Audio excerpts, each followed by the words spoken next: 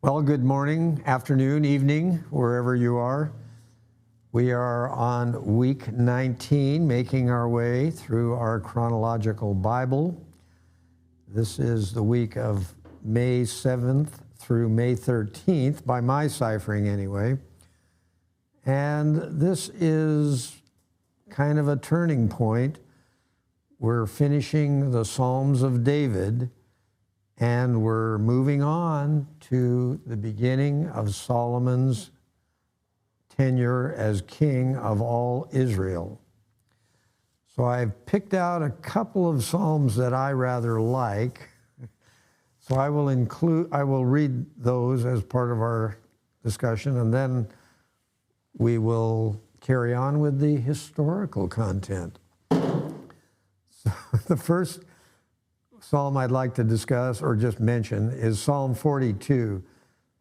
This is interesting to me because this is a maskil of the sons of Korah. In other words, it doesn't really say it's a Psalm of David. There have been several like this, but it certainly is a psalm that some of the words you should recognize from songs that we sing in our congregation. So I'll just read this passage, not the whole thing, just a portion of it. Psalm 42, as the deer pants for streams of water, so my soul pants for you, O God. My soul thirsts for God, for the living God. When can I go and meet with God? Of course, we know the answer to that question, and sometimes we're not too enthusiastic about it. My tears have been my food day and night, while men say to me all day long, where is your God? These things I remember as I pour out my soul, how I used to go with the multitude, leading the procession to the house of God with shouts of joy and thanksgiving among the festive throng.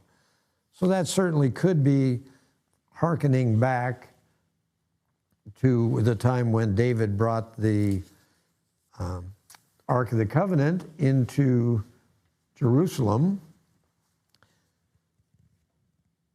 Oh, I see, we're moving that's fine. Now I would like to read a small portion of Psalm 130. Actually, I'm sorry, I'm going to read the whole thing. Psalm 130.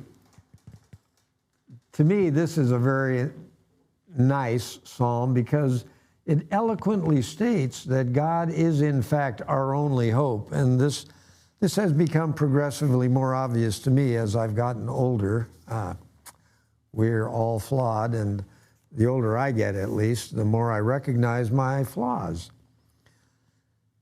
Psalm 130, and again, not clearly identified as a Psalm of David. It's identified as a song of ascents. Out of the depths I cry to you, O Lord. O Lord, hear my voice. Let your ears be attentive to my cry for mercy. If you, O Lord, kept a record of sins, O Lord, who could stand? But with you there is forgiveness. Therefore, you are feared. I wait for the Lord, my soul waits, and in his word I put my hope. My soul waits for the Lord. More than watchmen, wait for the morning. More than watchmen, wait for the morning. O Israel, put your hope in the Lord, for with the Lord is unfailing love, and with him is full redemption. He himself will redeem Israel from all their sins.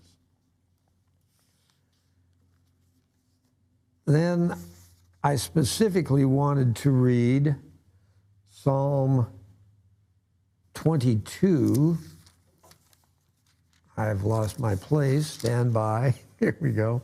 Psalm 22, which is a Psalm of David, and I will read merely the first two, what I would call stanzas. My God, why have you forsaken me? Why are you so far from saving me, so far from the words of my groaning? O my God, I cry out by day, but you do not answer, by night, and am not silent. Yet you are enthroned as the Holy One. You are the praise of Israel. In you our fathers put their trust. They trusted, and you delivered them. They cried to you and were saved. In you they trusted and were not disappointed.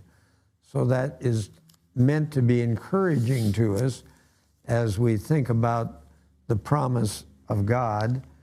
And now finally, I'd like to read Psalm 110, which I think you will quickly recognize as a messianic psalm. This is Psalm 110. The Lord says to my Lord, sit at my right hand until I make your enemies a footstool for your feet. The Lord will extend your mighty scepter from Zion. You will rule in the midst of your enemies. Your troops will be willing on your day of battle. Arrayed in holy majesty, from the womb of the dawn, you will receive the dew of your youth. The Lord has sworn and will not change his mind. You are a priest forever in the order of Melchizedek. This is what clearly tells us that this is a messianic psalm speaking of Jesus. The Lord is your right hand. He will crush kings on the day of his wrath.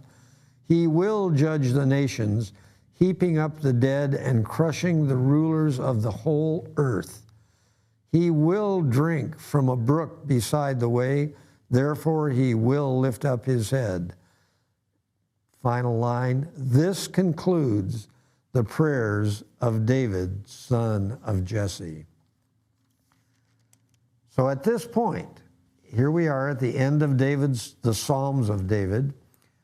We are now at approximately 980 BC, and Solomon does become king. And we'll just make a few comments on that little process. Note that as David is physically failing, Abishag was enlisted to keep him warm. Now, it specifically says that this was not a husband and wife relationship. So that's just an interesting fact.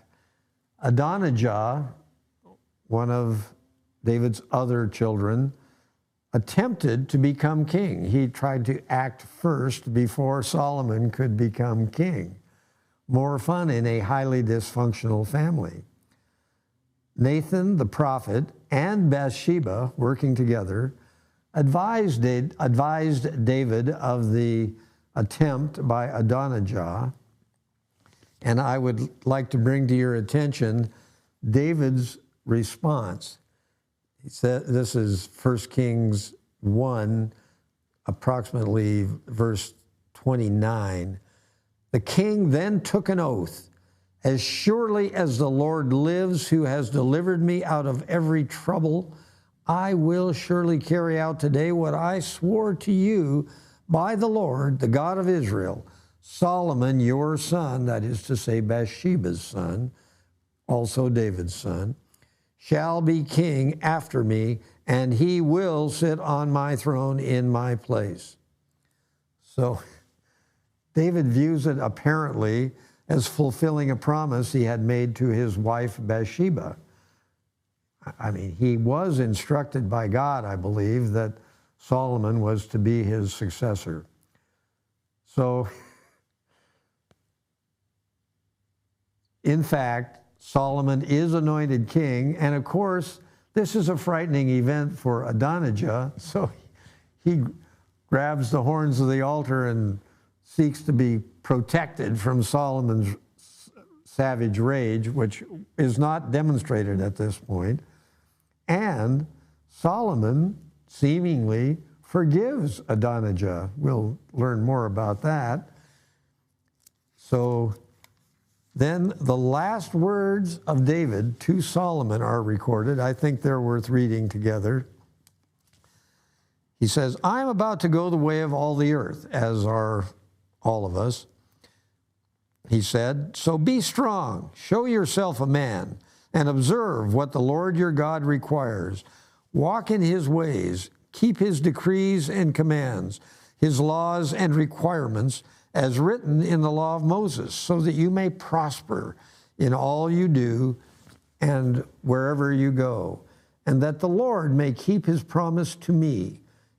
Here's the critical passage I'd like to remind us about. If your descendants watch how they live, and if they walk faithfully with me with all their heart and soul, you will never fail to have a man on the throne of Israel. And we know that, strangely enough, with Solomon himself, that wasn't completely fulfilled, but nonetheless, Solomon did remain king until his death, as we'll soon discover. So now we have the puzzling story.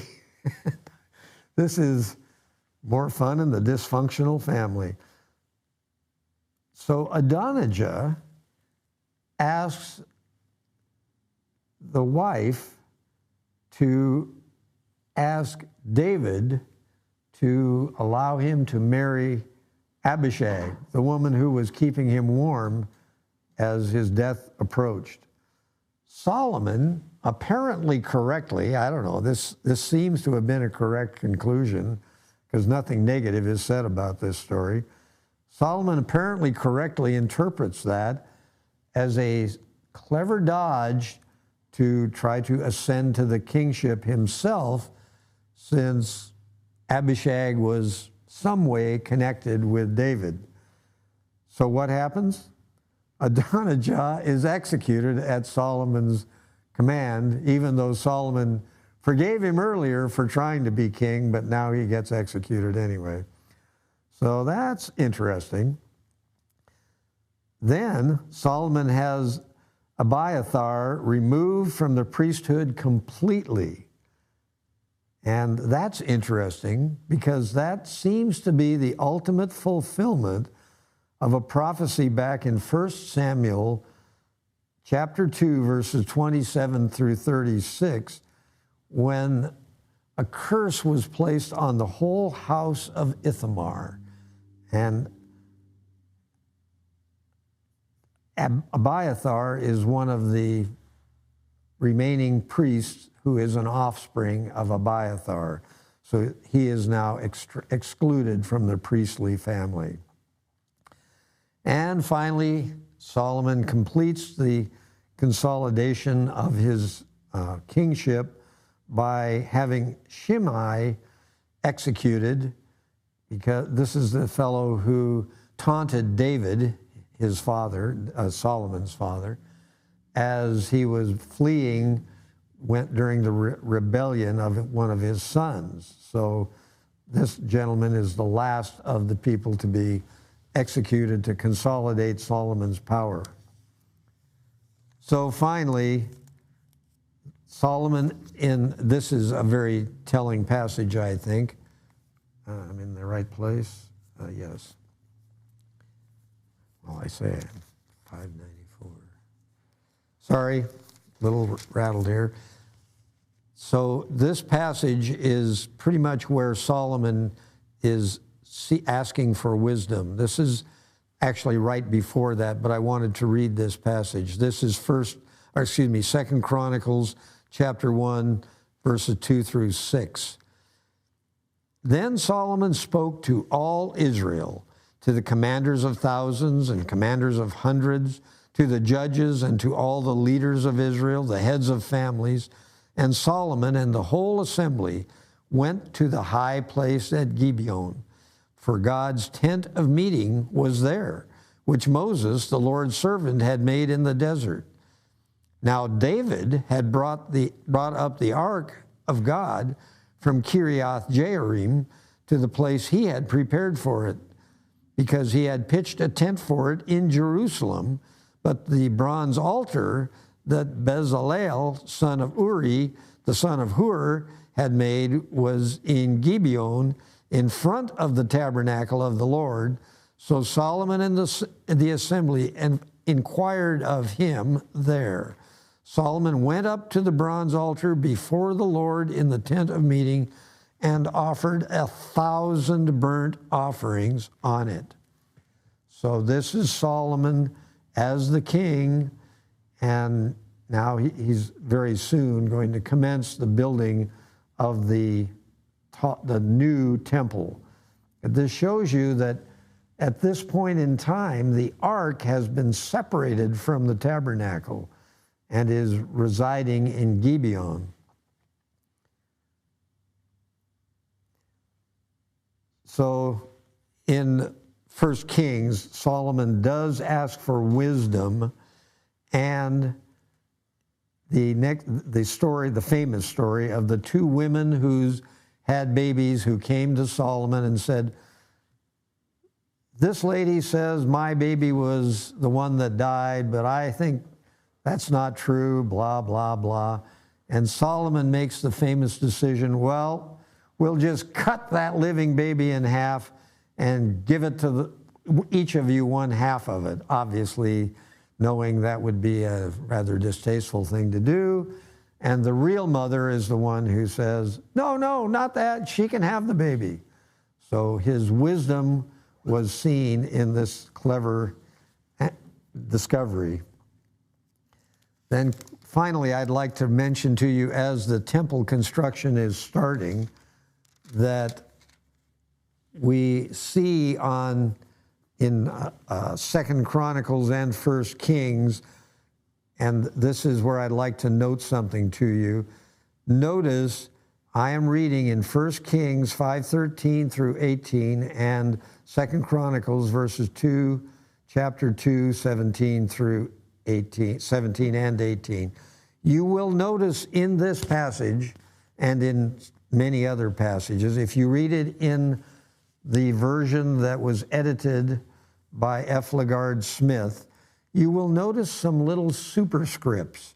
There are two little tiny KGs as prefixes, and I think only one CH as a prefix. So the reality is those are telling you which passage is being quoted. So those two passages have been merged into this one paragraph, which I'll read a portion of, because I find it interesting that this is exactly what Samuel told the people that God said about their desire to have a king. So now King Solomon, the greatest king of the entire history of Israel, is now going to build the new temple. And here's how the labor was going to be achieved. King Solomon conscripted laborers from all Israel, 30,000 men. He sent them off to Lebanon in shifts of 10,000 a month, so that they spent 1 month in Lebanon and 2 months at home.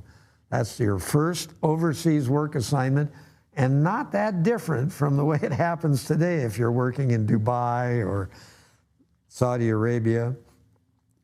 Adoniram was in charge of the forced labor. Solomon took a census of all the aliens who were in Egypt after the census his father David had taken, and they were found to be 153,600. He assigned 70,000 of them to be carriers and 80,000 to be stone cutters in the hills, with 3,600 foremen over them to keep the people working. So, as predicted by Samuel centuries before, indeed, the king has demanded work from all the subjects. So with that, we now move on to the construction. In our next reading, we'll be moving on to the construction of the temple, and we'll actually, I think, get to some Proverbs next week. So with that, I thank you for joining us, and we look forward to another week of enlightening reading.